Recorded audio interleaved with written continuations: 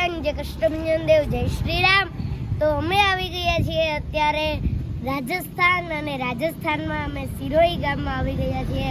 ત્યાં અમારો પ્રોગ્રામ છે ભાગવતદાસ પ્રભુની સાથે દેવનગરી દાંડિયાનો। તો અમે આવી ગયા છીએ અમારી હોટલે, અને હોટલે અત્યારે અમે પહોંચી અને ફ્રેશ થઈ ગયા છીએ।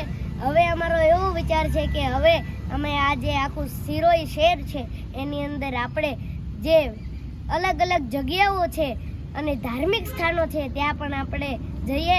તો ચાલો આપણે અત્યારે જઈએ સિરોહી સિટીની અંદર।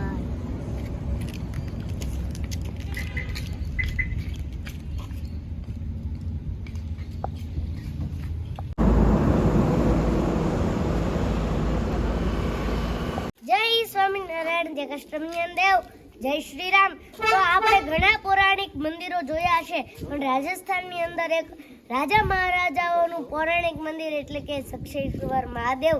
તો અત્યારે અમે આવી ગયા છીએ ત્યાં। તો ચાલો હું તમને દર્શન કરાવું આ મહાદેવ।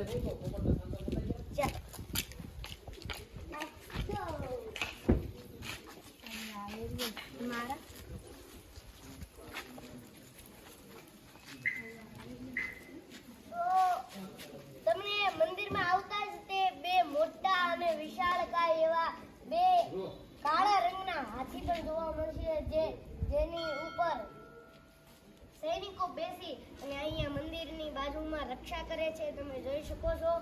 તો ચાલો હવે આપણે અંદર જઈ અને આને આ એક વસ્તુ તો કહેવાનું ભૂલી જ ગયો, અહીંયા સાથે હનુમાનજીના મંદિર સાથે મહાદેવના મંદિર સાથે હનુમાનજીનું પણ મંદિર છે। તો ચાલો આપણે જોઈએ।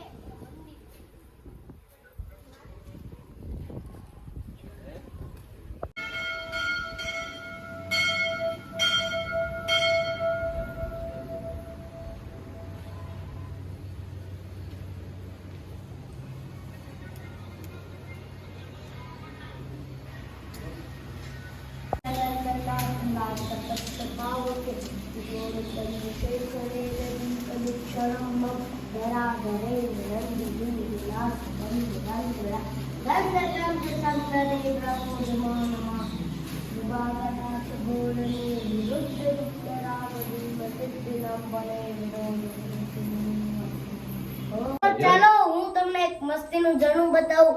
મંદિર તો જોઈ શક્યા તમે, પણ મંદિરની પાછળ જ તે એક ઝરણું આવેલું છે અને એમાં પાણી નીકળે છે। પાણી ક્યાંથી આવે છે કોઈને પણ ખબર નથી। ચાલો આપણે જોઈએ આ ઝરણું। આ જોઈ શકો છો ઝરણું આવી રહ્યું છે। ચાલો પાણી છે, બહુ વધારે ઝડપથી આવી રહ્યું છે। लूटा हुआ धन छोड़ के चला जाए तो वो सारा धन अपने यहाँ छोड़ के चला जाए। तो ये सारा उसी से ही डेवलप होगा। जितना मंदिर दिख रहा ना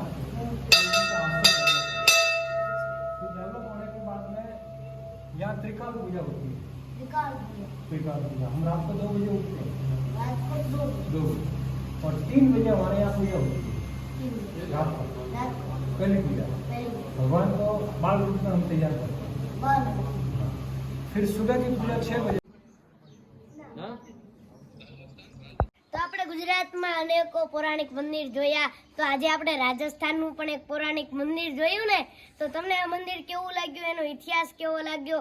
આપણે અહીંયા જોયું કે એક પૌરાણિક શિવલિંગ કે જેને એક મુસલમાનનો રાજા જેને ગાયના ચામડા ભેગા બાંધી અને જેને લઈ જતો હતો, એ અત્યારે આખો 500 કિલોનું સોનું શિવલિંગ નીચે દાટેલું છે, અને ઘણું બધું રિયલિસ્ટિક સોનું અને ચાંદી અહીંયા માતાજીએ અને ભગવાન શિવને એક ચાંદીનો મુકુટ પણ પહેરેલો છે। એ ઘણું બધું સોનું જે એ સોમનાથથી લૂંટીને આવ્યો હતો એ બધું જ સોનું અહીંયા એ મૂકીને ગયો છે, જેને રાજાને એક કોઢનો રોગ થયો હતો। અહીંયા એક કુદરતી પાણી નીકળે છે જેને ગોમુખી ગંગા પણ કહે છે, એમાં તે સ્નાન કરી અને તેનો એ રોગ પણ મટી ગયો હતો, જેનાથી તેને આ બધી જ ધન અને સંપત્તિ જે સોમનાથથી લૂંટીને આવ્યો હતો એ બધી જ એને અહીંયા મૂકી દીધી હતી, અને એનાથી જ અહીંયા અડધું ડેવલપમેન્ટ થયું છે। અને આ મંદિર બહુ પૌરાણિક અને બહુ જૂનું છે, અને હજી આના પથ્થરે પથ્થર ઓમ નામની ધૂન સુનાવે છે. અને અહીંયા ઉપર બહુ મોટો ઘંટ પણ છે જેને અમે વગાડ્યો પણ હતો. અને અહીંયા જ્યાં જુઓ ત્યાં ઘણા બધા પથ્થરના અલગ અલગ મહેલોની આકૃતિમાં ઘણા બધા તમને રૂમ અને ઘણી બધી વસ્તુઓ તમને જોવા મળી જશે. તો આ મંદિર તમને કેવું લાગ્યું કોમેન્ટમાં જરૂરથી બતાવજો. જય સ્વામિનારાયણ, જય કષ્ટભંજન દેવ, જય શ્રી રામ.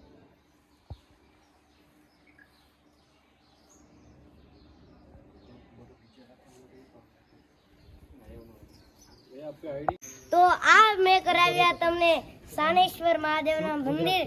તો તમને કેવું લાગ્યું આ સિરોઈ ગામના સાનેશ્વર મહાદેવનું મંદિર કોમેન્ટમાં જરૂરથી બતાવજો. અને અમારી ચેનલને લાઈક, શેર અને સબસ્ક્રાઇબ કરવાનું ભૂલતા નહીં. જય સ્વામિનારાયણ, જય કષ્ટભંજન દેવ, જય શ્રી રામ.